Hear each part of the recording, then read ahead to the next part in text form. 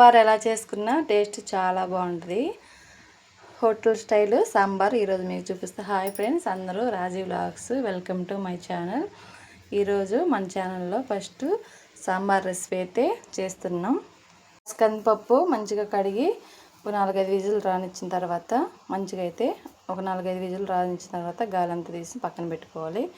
ఇప్పుడైతే కూరగాయలు దోసకాయలు, మునక్కాయలు, ఉర్లగడ్డ, పచ్చిమిరకాయలు, టమోటాలు, వంకాయలు అండ్ బెండకాయలు, దొండకాయలు, దోసకాయ అన్నీ వేసుకోవాలి. ఉల్లిపాయలు అన్నీ తాలింపు వేసుకున్న తర్వాత మంచిగా అయితే వాటిలో తాలింపు పోసుకోవాలి. తాలింపులో ఈ దెబ్బలన్నీ కోసుకున్న క్యారెట్ కూడా దెబ్బలన్నీ పోసుకోవాలన్నమాట. పోసుకొని మనకి తగినంత ఉప్పు కొంచెం వేసుకున్న తర్వాత మంచిగా అయితే కలబెట్టుకోవాలన్నమాట. కలబెట్టుకున్న తర్వాత ఒక 10 నిమిషాలు మూత పెట్టుకొని వదిలేద్దాం. మూత పెట్టుకొని వదిలేస్తే ఈలోపు మనకంటే ఉప్పులో బాగా మంచిగా దెబ్బ అయితే మగ్గిపోతుంది అన్నమాట. మూత తీసుకొని కలబెట్టి చూపిద్దాం. ఏదైనా తాలింపు ప్రాసెస్ మీకు అంతా తెలిసిందే కాబట్టి కొంచెం ఆయిల్, తాలింపు గింజలు, కరివేపాకు, ఎండుమిర్చి అంతవరకే వేసుకొని మంచిగా అయిన తర్వాత దెబ్బలు పోసుకుందాం.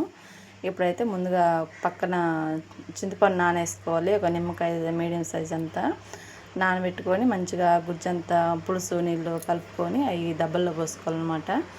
దెబ్బల్లో ఉప్పు, కారం, పసుపు వేసుకోవాలి. ఉప్పు వేసి ప్రాసెస్ చెప్పా కాబట్టి తర్వాత కారం, పసుపు వేసుకోవాలి. ఎందుకంటే ఉప్పు, కారం మనకు పడితే మన దెబ్బ అనేది బాగుంటుంది తినడానికి.